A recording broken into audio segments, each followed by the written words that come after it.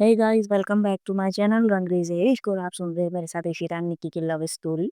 और यहाँ पर 43 पार्ट में स्टार्ट करती हूँ। यहाँ पर हमने देखा था कि इशिता के साथ ना वो लड़की उसके रूम में आती है। इशिता उसको रूम में लेके आती है। वो गोलू के पास जाकर बैठ जाती है। इशिता कहती है, क्या कर रही हो?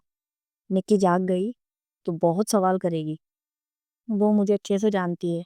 वो मुझसे एक भी सवाल नहीं करेगी। इशिता कहती है, मैडम बोलिए मत कि निक्की निक्की की आप दुश्मन है, भले ही आप दोस्त मेरी हो। वो कहती ठीक है, एक सेल्फी ले लेने दो अपने गुल्लू के साथ। इशिता कहती, गुल्लू? अरे गुल्लू नहीं, गोलू नाम है इसका। तुम्हारे लिए होगी तुम्हारी गोलू, आज से मेरे लिए मेरी गुल्लू है। इशिता, जैसे आपकी मर्जी, हो गई हो तो चले। वो इसके साथ सेल्फी लेती है और धीरे धीरे इशिता के अनुसार उसके पीछे चल चल देती है। उसे अपने प्राइवेट रूम में ले जाकर लॉक करने से पहले इशिता कहती है, इस रूम में कंप्यूटर्स है जिसे तुम घर में सारे मेंबर्स को क्लियरली देख पाओगी। ये सीक्रेट है। कैमरा है हर जगह पर जिसके बारे में किसी को नहीं पता अभी तक, जो मैंने आज ही लगवाया है। और ये फोन, इसमें सारे डिटेल्स है, कुछ भी पता चले मैसेज कर देना, ओके? वो लड़की कहती, हाँ, बस टाइम टू टाइम खाना दे देना मुझे। इशिता कहती, मतलब तुम्हें सिर्फ खाने की पड़ी है? यहाँ अदा गायब है, जाओ काम पे लगो। गायब नहीं है, मैंने लोकेशन ट्रेस किया है, पता चला है कि वो उस जंगल वाले सुनसान रोड पर है, जहाँ उसे जंगल में कुछ बाहर के आदमी घर बनाकर रहते हैं। और उसमें कुछ आदमी मेरे मेरे है, थोड़ी देर में अदा घर पहुंचेगी। उसके हाथ में चोट भी लगी है। इतना बोलकर वो चुप हो जाती है। वो शीता को अजीब अजीब लगता है। तो शीता कहती, क्या हुआ, चुप क्यों हो गई? बेबी डॉल एक्चुअली अदा और आयशा रिद्धि से मिले हुए। आई थिंक मैंने कंफर्म नहीं है, बट हो सकता है। इशिता कहती, पता है मुझे, वो मिले हुए हैं। तुम्हें पता है कैसे? इतने इन्फॉर्मेशन कैसे मिल जाते हैं तुम्हें? इशिता कहती है, उनके गैंग के सारे मेरे आदमी हैं। वो मेरे आदमी खरीद सकते हैं तो मैं उनके आदमी नहीं खरीद सकती क्या? बस बहुत हो गया, अब ये गेम खत्म करना ही होगा। पर आयशा और अदा उनका साथ क्यों दे रही है? इशिता कहती, तीनों सिस्टर है जो हमेशा से अलग टाइटल रख के अलग रही है, क्योंकि तीनों के अलग अलग कैरेक्टर है। वो लड़की कहती, सिस्टर? वो धोखा देने वाले लोग तुम्हें पसंद नहीं है तो बचपन से तुम्हारे साथ रह रही है, दोस्त का हाल क्या करोगी तुम? इशिता कहती, आई डोंट नो। तुम जाकर काम पे लगो, तुम जाके काम पर लगो ना यहाँ। इशिता ये बोलकर उसे लॉक करती है कमरे में। और जैसे ही मुड़कर निक्की और गोलू को देखती है, जो कितने सुकून से सो रहे थे, उन्हें देख के मुस्कुराने लगती है इशिता। जैसा उस अनमोल व्यक्ति ने कहा था, ठीक वैसे ही होता है। 2 बजे के करीब अदागर आ जाती है, जिसे इशिता बालकनी से देख लेती है। अपने परिवार की फिक्र और उन्हें सुरक्षित रखने की टेंशन में इशिता की नींद ही उड़ जाती है। तभी इशिता को किसी अननोन नंबर से कॉल आता है। वो जल्दी से उठाती है कि कहीं रिंगटोन की आवाज़ सुनकर दोनों उठ ना जाए। इशिता कहती है इशिता कहती है, हेलो। सामने से आवाज़ आती है, बेबी डॉल सो जाओ, अब तक क्यों जाग रही हो? इशिता कहती, तुमने तो मुझे डरा ही दिया था। ओह, मेरी बेबी डॉल डर गई क्या? डरती भी है। इशिता कहती, आजकल तुम्हारी हिम्मत कुछ ज्यादा नहीं बढ़ गई? पहले तो तुम मुझसे ऐसे बात नहीं करती थी। पहले तुम मेरी दोस्त कहाँ थी? इशिता कहती, हाँ, तो अब क्या मेरा दिमाग खा के मानोगी? नहीं, बस एक किस दे दो, मैं फोन काट दूंगी। इशिता कहती, किस? बिल्कुल नहीं। नो, मैं दोस्त हूं ना। अब तुम्हारी एक किस नहीं दे सकती हो क्या मुझे? इशिता कहती, अच्छा ठीक है, दे रही हूँ, पर उसके बाद मैं फोन काट दूंगी, miss beautiful. Okay baby doll. वो फोन को मुस्कुराते हुए किस करती है और फोन काट कट करके जैसे ही बेड पर जाने के लिए मुड़ती है, निक्की जो हाथ को खोल कर बेड पर बैठी थी और उसे घूर रही थी। इशिता कहती है, तुम सो के उठ गए? निक्की कहती, गोलू की तरफ इशारा करती है। तो इशिता गोलू की तरफ देखती है जहाँ गोलू सो के उठ गई थी और उसे ही मुस्कुराकर देख रही थी। इशिता कहती है खुद से, इसे भी अभी सो के उठना था क्या यार? निक्की कहती है, डायपर बदल देंगे, आपके पापा जी। ठीक है बेटा, मुझे नींद आ रही है। इतना बोलकर निक्की इशिता को घूरते हुए सो जाती है। तभी इशिता के फ़ोन पर मैसेज आता है। मैसेज था, उस अननोन व्यक्ति ने इमोजी भेजा था। वो फ़ोन बंद करके गोलू की ओर देखती है तो निक्की जो सोई नहीं थी, फिर से उसे ही घूर रही थी। अब वो गुस्से में कंबल ओढ़कर दूसरी साइड घूम जाती है। इशिता इशिता बेचारी, वो अपने हंसती हुई परी को देखती है और उसे उठाकर पहले डायपर बदलने लगती है। पर कभी गोलू उसका बाल खींचने लगती है तो कभी गोलू उसे मारने लगती है। बहुत मुश्किल से इशिता उसका डायपर बदलती है और फिर उसे गोद में लेकर रूम में घूमते हुए लोरी सुनाने लगती है जो उसे नहीं आ रही थी। इधर उधर घूमने लगती। रात भर ऐसे करने के बाद जब जाकर गोलू बेबी सुबह में 5 बजे सोती है, जिसे इशिता गोद में लिए हुए ही सोफे पे सो जाती है। निकी थोड़ी देर बाद उठती है और इशिता और गोलू को ऐसे सोता देख मुस्कुराती है। गोलू नींद में ही इशिता की फिंगर को चबा रही थी, मतलब जैसे छोटे बच्चे दूध पीते हैं ना, बिल्कुल वैसे ही। पर निकी कल रात रात वाली बात भूली नहीं थी, इसीलिए वो गोलू को उसके गोद से लेने लगती। पर गोलू इशिता को छोड़ ही नहीं रही थी, बहुत मुश्किल से छोड़ती है। और फिर निकी उसे बेड पे सुलाती है और पिलो से उसे चारों तरफ से कवर करती है कि वो बेड से नीचे ना गिरे। फिर वो नहाने चली जाती है। ये सब कुछ वो अननोन पर्सन देख रही थी। वो आयशा के रूम का कैमरा ऑन करती है, पर देखते ही बंद कर देती। सच में ये सैम बंदर ना बहुत ज्यादा बेशरम है। मतलब शादी से पहले ही सब कुछ। एक्चुअली सैम और आयशा दोनों विदाउट क्लोथ, कपड़ों के, कंबल ओढ़कर सो रहे थे। तो साला कैमरे को कैसे पता है कि अंदर लोगों ने कंबल नहीं ओढ़ा है? वाह यार, क्या टेक्नोलॉजी आ गई, इतनी आगे बढ़ गई क्या कि इंसान कंबल ओढ़ के सो रहा है, पता चल जाता है उसको कि अंदर उसके कपड़े है कि नहीं है। वाह, क्या बात है। भाई बेडरूम में सीसीटीवी कैमरा कौन लगवाता है? वो अननोन पर्सन बोलती है। फिर वो अदा के रूम का कैमरा ऑन करती है, जहाँ पर मन्नत अपनी पुशअप्स कर रही थी और अदा सो रही थी। ओ तेरी, क्या ही बंदी है, क्या बंदी के डोले शोले। वैसे बंदी इतनी सुबह उठकर एक्सरसाइज कर रही है, इसी का नतीजा है इतना इतनी अट्रैक्टिव और हॉट लुक है इसका। ओहो, ये तो क्या सोच रही है, उस पे अदा दी का हक है, ये गलत है। क्या सोच रही है यार तू? फिर उसे एक मैसेज आता है, आप ये देख आप ये देख के क्या आया है। मैसेज वो भी इनके गुप्त नियंत्रण, वो जहाँ पर वो इनके जो जितने भी बातें सीक्रेट तरीके से होती है वहां से उसको मैसेज आता है। और वो मैसेज जैसे ही देखती है, मैम किसी ने माफिया के हर मेंबर को खरीदना शुरू कर दिया है, हर एक मेंबर को करोड़ों रुपए मिल रहे हैं।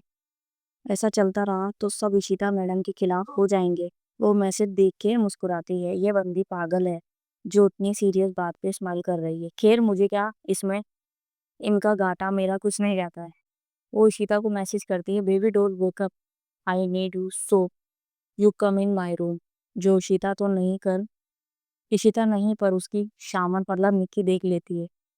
अब तक इन मोहतरमा ने सिर्फ 2 ही मैसेज किए थे, इसीलिए निक्की तो कुछ और ही समझ लेती है। और तो और उसके दिमाग में तो ये भी आ जाता है कि इशिता ने सारे चैट्स डिलीट कर दिए ताकि वो पढ़ ना सके। तो निकी अपना दिमाग चलाती है, कहती ये कौन है, इसने तो आग लगा दी। अब तो इशिता की खैर नहीं, अदा की सिस्टर है तो इतने सालों में वो इशिता को कैसे जानती है और इसका साथ क्यों दे रही है। गोलू को संभालने के लिए इशिता ने एक केयर टेकर को रख दिया था।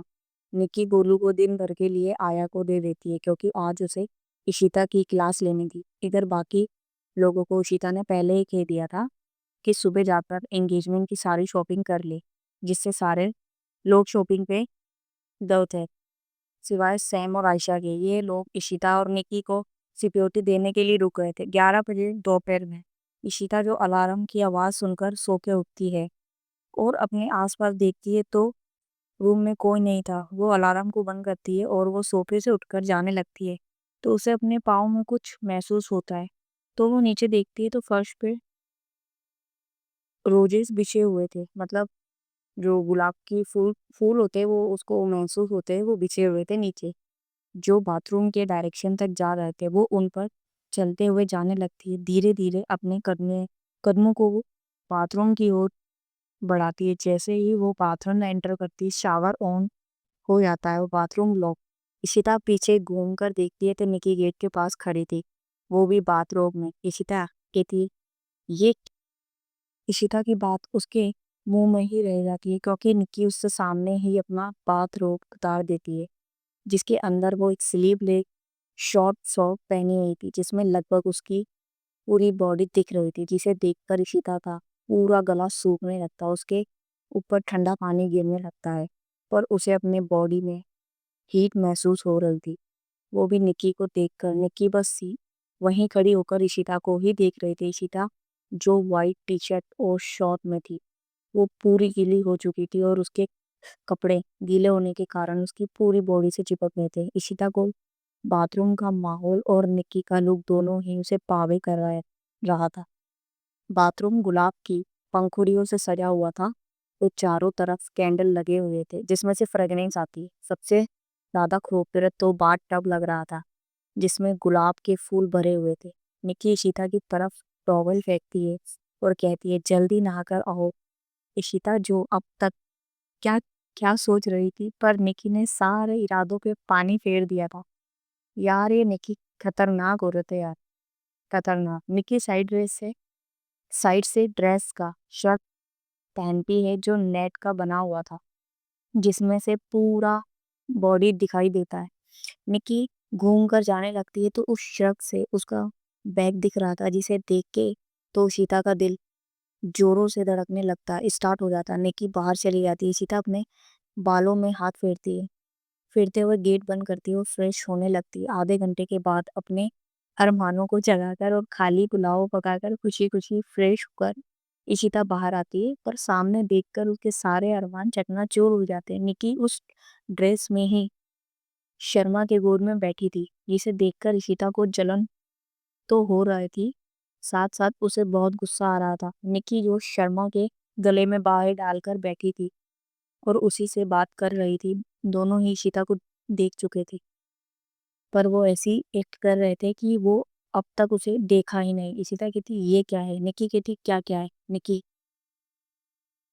अनजान बनते हुए इशिता उसके जवाब पे अपना अपना